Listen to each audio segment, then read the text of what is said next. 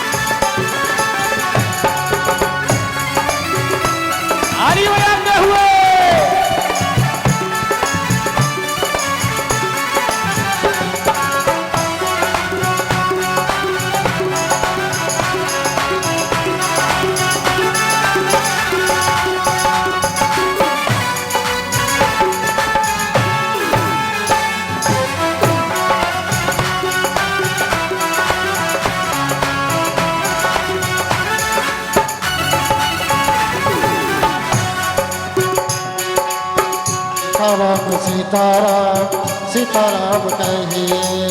मुख में हो राम नाम, राम सेवा हाथ में। मुख में हो राम नाम, राम सेवा हाथ में।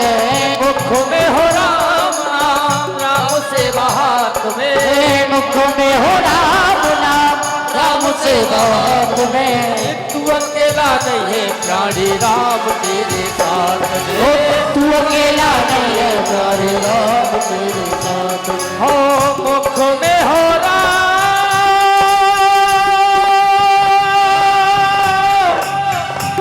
मुख में हो राम,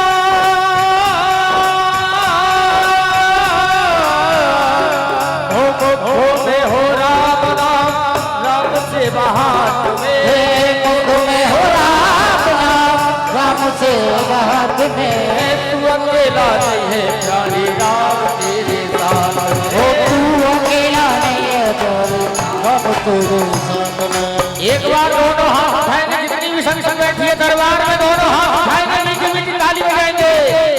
ओ सीताराम सीताराम सीताराम कहिए। सीताराम सीताराम सीताराम कहिए। सीताराम सीताराम सीताराम कहिए। सीताराम सीताराम सीताराम कहिए। ओ सीताराम सीताराम सीताराम कहिए। सीताराम सीताराम सीताराम कहिए। सीताराम सीताराम सीताराम कहिए। सीताराम सीताराम सीताराम कहिए।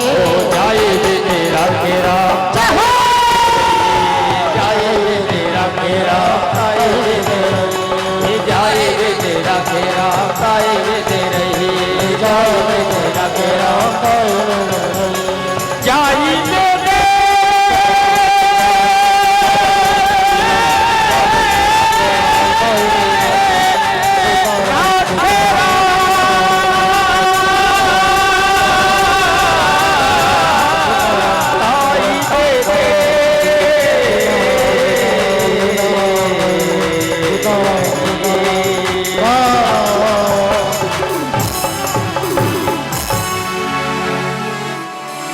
बोलिए सीतारामचंद्र भगवान भगवान की जय। बोलिए राघवेंद्र सरकार की जय। यथा विधि तथा युक्ता कर्मा भावेन राघवा। वाल्मीकि मुनि भी केवल यही कहते हैं कि जाहे विधि राखे राम, कर्म भावेन राघवा। केवल हमको भगवान श्री युगल छवि युगल दंपति सीताराम जी के चरणों का स्मरण बना करके रखना है। और देखो, प्रारब्ध जनित जो कर्म है वो हमें भोगने ही पड़ेंगे, उसमें कोई संशोधन नहीं है।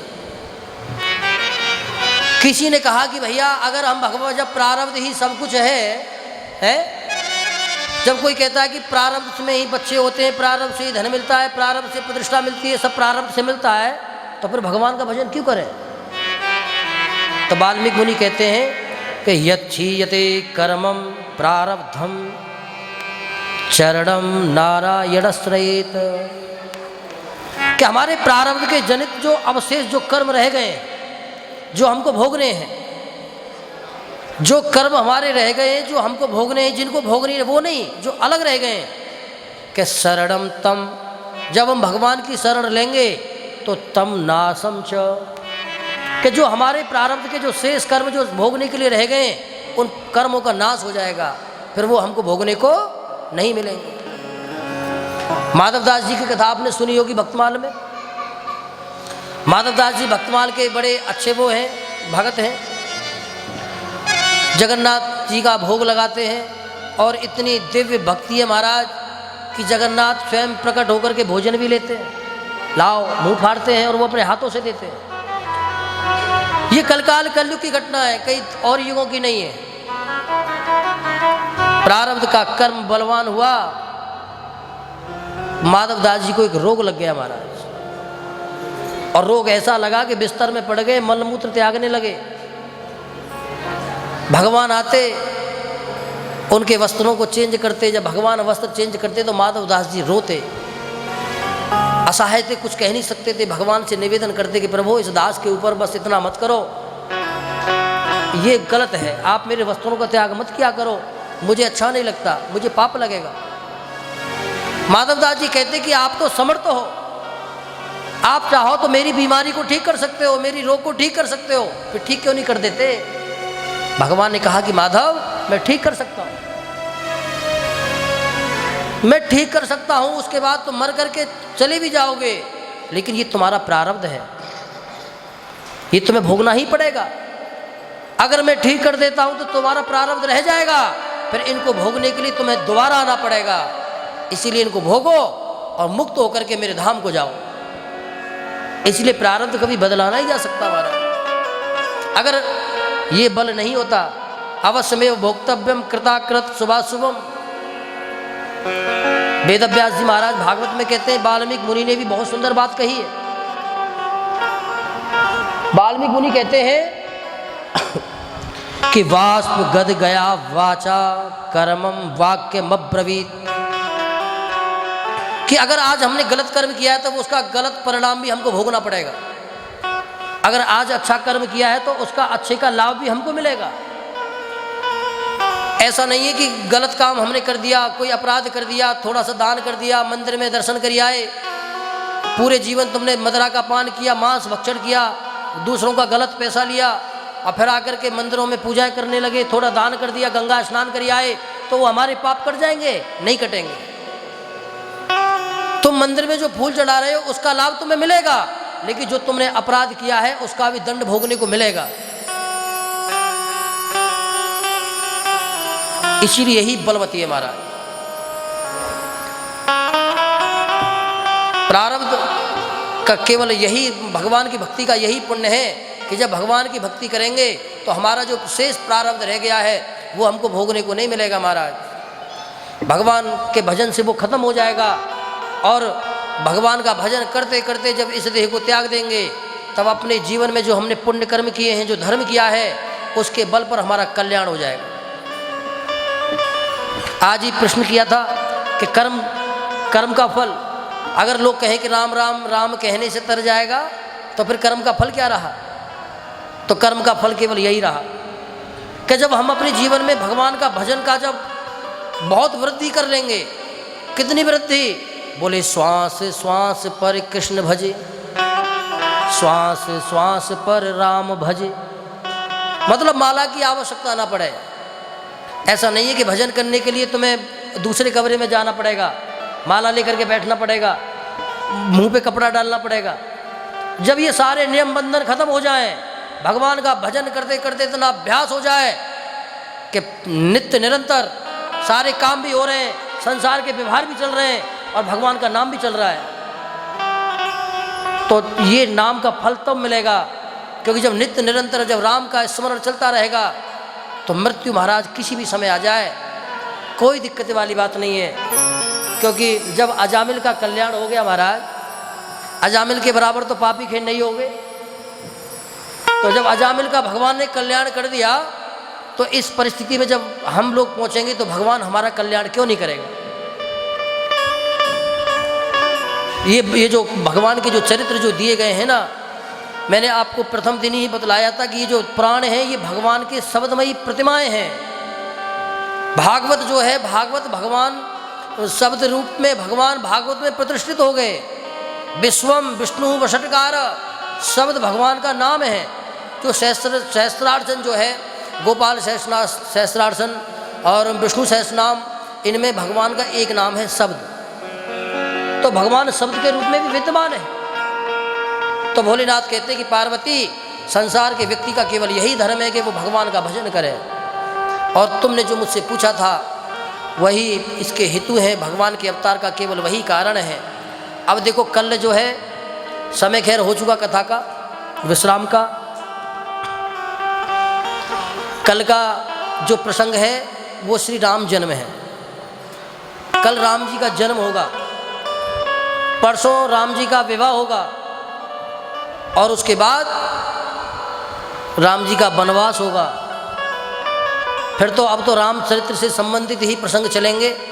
अब तक तो 2 समय की कथाएं ऐसी थीं कि जो अनसुनी थी, तो उनमें मन लगे ना लगे, लेकिन मैं आशा करता हूँ कि रामचरित तो एक ऐसा है महाराज कि उसके बारे में तो हर कोई निष्ठा रखता है, चाहे कोई किसी भी निष्ठा रखे ना रखे, लेकिन राम में तो सबकी ही निष्ठा है, क्योंकि राम हमारे आदर्श है। राम कोई नाम ही नहीं, राम एक राष्ट्र है। जब कैकेयी की बातों में आकर के जब राजा दशरथ जब राम को वनवास दे देते हैं तो कौशल्या आके रोती है कि स्वामी आज तुमने बहुत भारी अपराध किया। क्या अपराध किया है? क्योंकि आज तुमने मेरा ही नहीं पूरे राज्य का नाश कर दिया, पूरे राष्ट्र का नाश कर दिया,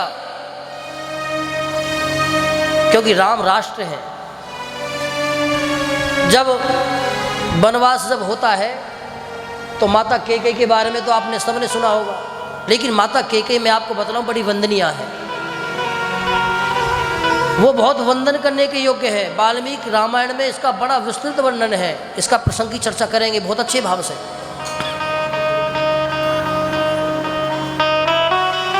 जब माता सीता जब जाने लगी, राम जी जब जाने लगे तो कैकेयी ने रोक लिया, जा कहाँ रहे हो, रुको, तुमको वनवास हुआ है, तुम इन राजसीय वस्त्रों को लेकर के नहीं जा सकते। माता कैकेयी की बात को सुनकर के राम जी गंभीर हो गए। माता जानकी को भी रोक दिया कि सीते इन आभूषणों को त्यागो यहीं पर, मैंने तुमको वनवास दिया है, अगर वनवास जाती हो तो इन सबको तुरंत उतार के जाओ, खाली हाथ जाओ। वलकल वस्त्र ला करके देखो माता कैकेयी की निष्ठुरता, वलकल वस्त्र अपने हाथों से ला करके जानकी जी के हाथ में रखते हैं कि इनको पहनो। अब माता जानकी ने तो बेचारी ने कभी पहना ही नहीं था। जब माता जानकी का जब विवाह हुआ तो भगवती जानकी 6 वर्ष की थी और भगवान का जो अवस्था थी वो 12 वर्ष की थी। फिर 12 वर्ष वो रहे। जब राज्याभिषेक की जब कामना हुई, वनवास जब हुआ तो उनकी 18 वर्ष अवस्था थी और उनकी 24 वर्ष की अवस्था थी। ये सब वाल्मीकि रामायण में विस्तार से इसका वर्णन किया गया। तो आप ये कल्पना करो कि जब माता जानकी के हाथ में जब वलकल वस्त्रों को रखा गया कि इनको पहनो, अब तो माता जानकी कैकेयी की बातों को सुनकर के डर गई, क्योंकि उनसे कभी ऊंची आवाज में किसी ने बात ही नहीं की। डर गई, भयभीत हो गई, जल्दी जल्दी उन कपड़ों को लेकर के अपने आप को ढकने लगी। जब बड़ी व्याकुल हो गई तो राम जी स्वयं अपने हाथों से उन वस्त्रों को लेकर के उनको ढक रहे हैं, माता जानकी से निगाहें बचा रहे हैं, माता कैकेयी से। तो जब ये सारा भाव जब वशिष्ठ जी ने देखा तो वशिष्ठ जी भी रो पड़े। वशिष्ठ जी मन में कल्पना करने लगी कि कैकेयी इतनी निष्ठुर हो कैसे गई, जो राम को अपना सर्वस्व मानती थी, जो जन्म होते ही अपने पुत्र से अधिक इन्होंने राम को प्रेम किया, आज इसके मन में इतनी वैर भाव, इसका कारण क्या है? रो पड़े महाराज वशिष्ठ जैसा ज्ञानी। और जब ज़्यादा ही अति हो गई तब जाकर के वशिष्ठ जी ने थोड़े अपने आप को संभाल और कहा कि माँ कैकेयी, ये तुम बहुत अपराध कर रही हो, अपनी मर्यादा को उल्लंघन मत करो। वरदान जो है वनवास मिला है राम को, लक्ष्मण और सीता इससे अलग हैं। तुम्हारे ऊपर तुम्हारे वरदान इन दोनों के ऊपर लागू नहीं होते हैं। इसीलिए मैं आज्ञा देता हूं सीते जाओ और जो तुम्हारे मन की इच्छा हो तुम इस राज्य से कुछ भी उठा करके ले जाओ। लेकिन भगवती जानकी तो पहले ही समझ चुकी हैं। उन्होंने तुरंत ही बिना विचार किए गुरुदेव के चरणों में प्रणाम किया कि गुरुदेव, अगर मेरे पति अगर वनवास की वस्त्रों में जाएंगे तो ये तो मेरे पति का मेरे प्रति अपमान होगा कि मैं आभूषणों को पहन करके चलूं। ऐसा मैं नहीं कर सकती। तो तब वशिष्ठ कहते हैं कि कैकेयी, तुमने क्या सोचा कि तुम राम को छोड़ करके अयोध्या को बसा खुशी रखोगी? ऐसा कभी भी नहीं हो सकता, क्योंकि राम जहां होंगे अयोध्या वहीं होगी। राम एक राष्ट्र है, जैसे अयोध्या एक देश है, राम जहाँ पर रहेंगे वो देश वहीं पर बसाया जाएगा। और तुम देखना, जिस समय राम इस अयोध्या को छोड़ेंगे, इस अयोध्या बिल्कुल कांतिहीन हो जाएगी, शून्य हो जाएगी, और तुम्हारी कल्पना ये होगी कि कोई तुम्हारा मुख देखना भी पसंद नहीं करेगा। माता कैकेयी को यहाँ पर वशिष्ठ जी बहुत बहुत सुनाते महाराज। तो कहने का मतलब है कि राम तो एक राष्ट्र है, राम शब्द ही एक धर्म है महाराज, क्योंकि राम जी ने अपने जीवन में जो किया उनको धारण करने का विषय है। क्या किया उन्होंने? बोले प्रातः काल उठकर रघुनाथा। राम जी का पहला चरित्र केवल यही है कि प्रातः काल उठकर रघुनाथा और मात पिता गुरु नावई माथा। पहली केवल एक ही बात समझने की है, इसी को समझ लिया जाए। प्रातः काल उठ करके केवल एक ही धर्म के माता पिता के चरणों में साष्टांग प्रणाम, और फिर जाकर के गुरुदेव को प्रणाम, फिर बाकी के कार्य। और आज तो समय ऐसा है कि अगर कोई पर्व हो गया या बच्चे की शादी हो गई या कोई ऐसा पर्व हो गया तो माता पिता के पैर फुस गए, नहीं तो घुटने से ही फ्री हो जाते हैं, घुटने से फ्री हो जाते हैं। पैर तो पता नहीं कब से नहीं देखे होंगे। बताइए, 100 बच्चे थे और राजपाट से खत्म होने के बाद अपने घर में सत्संग किया करते थे। उसका परिणाम क्या निकला कि बड़ा पुत्र भरत राजा सन्यासी बन गया। जो जड़ भरत की कहानी आप लोगों ने सुनी होगी। जब ऋषभदेव जी अपने बेटे को गद्दी पर बैठा करके वन चले गए तो भरत जी ने सोचा कि अरे वाह, मेरे पितृनाथ ने तपस्वी है और मैं देखो भोगों में पड़ा हुआ हूँ। तो उन्होंने भी अपने पुत्र को बैठाया, वो भी चल दिए। तो शाखा वर्शाखा परंपरायाम कहते हैं कि पोता जो होता है ना, दादा का अंतिम मित्र होता है? पोता जो होता है, अरे बोल तो दो, दादा का अंतिम मित्र होता है महाराज। तो उसको इस प्रकार की प्रवृत्ति का अनुसरण उस व्यक्ति को कराना चाहिए कि उसके द्वारा की हुई क्रिया उसको प्राप्त हो जाए। बोलिए सीतारामचंद्र भगवान की जय। चलिए आज की यात्रा को यहीं विराम देते हैं। हम सभी मिलकर के युगल छवि श्री सीताराम जी के चरणों में प्रणाम करते हैं। बोलो सीतारामचंद्र भगवान की जय। अनंत बलवंत हनुमंत जी महाराज की, शंकर भगवान की जय, सद्गुरुदेव भगवान की नमः पार्वती पतये हर हर महादेव। सभी अपने स्थानों पर खड़े हो जाएं और बड़ी श्रद्धा से युगल दंपति श्री सीताराम जी की आरती करें। और हेलो, कल सभी माता बहनें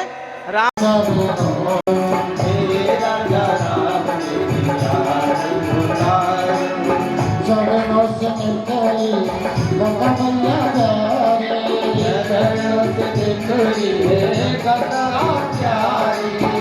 जिसने सारी दुनिया तारी, जिसने सारी दुनिया तारी।